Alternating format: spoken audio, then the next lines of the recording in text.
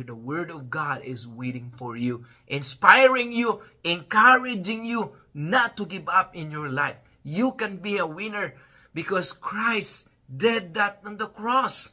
He overcome pain, He overcome sorrow through His death. He been buried and resurrected, offering His eternal life, the eternal life for you and me.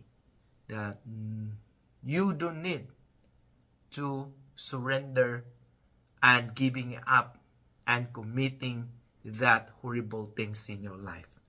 Find that hope in Christ. Discipline yourself in order to get the prize as an athlete or the athlete who truly look for the winning. And here, the need for self-discipline, we can read it in 1 Corinthians chapter 9.